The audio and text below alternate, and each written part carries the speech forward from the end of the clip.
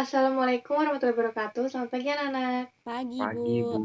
Baik, pada kesempatan kali ini semoga kalian diberi kesehatan dan semangat belajar ya. Pada pembelajaran hari ini kita akan mempelajari materi baru yaitu materi sistem koloid. Silakan kalian buka buku masing-masing mengenai sistem koloid. Sebelumnya, Ibu ingin bertanya, adakah dari kalian yang sudah mengetahui apa itu sistem koloid? Belum, Bu. Oke, belum ya. Nah, hari ini kita akan mengetahui definisi dari koloid, jenis-jenis koloid, dan contoh koloid dalam kehidupan sehari-hari. Baik, Ibu ingin bertanya lagi nih.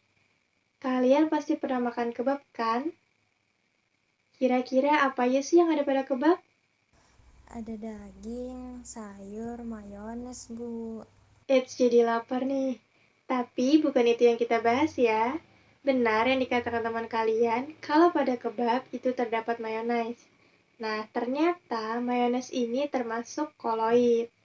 Di antara kalian, ada yang tahu tidak mengapa mayones termasuk koloid? Karena termasuk campuran heterogen yang keruh, Bu. Yang teman kalian katakan tidak salah ya. Mayones memang termasuk campuran heterogen. Namun, Ibu akan jelaskan sedikit. Nah, mayones termasuk koloid karena mayones dibuat dari campuran beberapa bahan. Di antaranya itu ada minyak nabati, asam cuka, dan putih telur. Bisa kalian lihat pada papan tulis, di situ tertera bahwa dalam kimia, campuran heterogen dari dua zat atau lebih yang tersebar secara merata itu disebut sebagai koloid. Pada buku kalian itu juga disebutkan ukuran partikel terdispersinya antara 1 sampai 100 nanometer. Baik, berdasarkan pengertian koloid, adakah di antara kalian yang bisa menyebutkan contoh lain dari koloid selain mayones? Saya, Bu, saya. Contoh lainnya itu keju, roti, susu, Ibu. Iya, benar ya yang dikatakan teman kalian. Nah, selain bahan makanan, juga ada cat, kosmetik, obat-obatan, bahkan darah yang ada di dalam tubuh kita itu juga termasuk koloid. Baik, sampai sini ada yang ingin kalian tanyakan? Bu, apakah setiap campuran dari dua zat atau lebih itu termasuk koloid? Oke, pertanyaan yang bagus ya. Anak-anak, tidak semua campuran dari dua zat atau lebih itu termasuk koloid ya.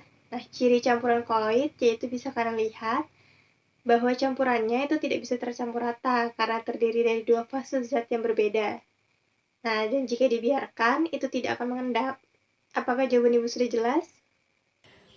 Baik, jelas Ibu. Nah, selanjutnya kita akan membahas jenis koloid. Pada buku kalian, berdasarkan fasenya, sistem koloid itu terbagi menjadi dua, yaitu fase terdispersi dan fase pendispersi. Zat yang terdispersi sebagai partikel itu disebut sebagai fase terdispersi, sedangkan zat yang menjadi medium mendispersikan partikel itu disebut medium pendispersi. Berdasarkan kedua fase tersebut, jenis koloid itu dibagi menjadi 8 golongan. Bisa kalian lihat pada tabel di buku kalian bahwa fase terdispersi padat, medium pendispersi padat itu termasuk jenis sol padat.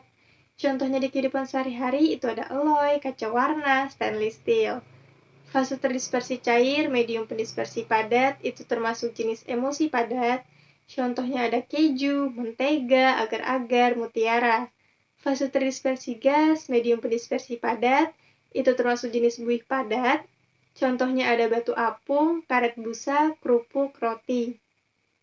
Fase terdispersi padat, medium pendispersi cair itu termasuk jenis sol cair. Contohnya ada cat, tinta, lem, sol emas, sol belerang, darah. Fase terdispersi cair, medium pendispersi cair itu termasuk jenis emulsi cair. Contohnya ada susu, santan, mayones, minyak ikan. Fase terdispersi gas, medium pendispersi cair termasuk jenis buih cair. Contohnya ada krim dan busa sabun. Fase terdispersi padat, medium pendispersi gas, itu termasuk jenis aerosol padat. Contohnya ada asap dan debu. Fase terdispersi cair, medium pendispersi gas, itu termasuk jenis aerosol cair. Contohnya ada awan, kabut, hairspray. Baik, sampai sini ada yang ingin kalian tanyakan? Tidak ada, Bu. Jika tidak ada, Ibu yang akan bertanya deh pada kalian. Kan Ibu sudah jelaskan tadi mengenai jenis koloid. Nah, ada berapa tadi jenis koloid? Ada 8, Bu. Coba sebutkan apa aja tadi 8 jenis koloid. Itu ada sol padat, sol cair, emulsi padat, emulsi cair, buih padat, buih cair, aerosol padat, sama aerosol cair, Bu. Iya, benar. Nah, seperti yang Ibu katakan di awal, kalau darah dalam tubuh kita itu juga termasuk koloid. Kira-kira di antara kalian ada yang ingat tidak darah termasuk jenis koloid yang mana? Baru aja loh Ibu jelaskan, nggak mungkin kan kalian lupa? Sol cair, Bu. Iya, benar. Ada yang tahu kenapa darah termasuk sol cair? Karena pada darah, zat terdispersinya padat dan medium pendispersinya cair, Bu. Iya, benar sekali yang dikatakan teman kalian. Sistem koloid dalam darah itu terdiri atas zat padat terdispersi dalam medium zat cair. Bagian cair disebut plasma darah. Plasma darah itu sendiri tersusun atas 90% air dan sisanya protein, garam, dan mineral. Sedangkan bagian padat itu berasal dari sel darah merah, sel darah putih, dan keping darah.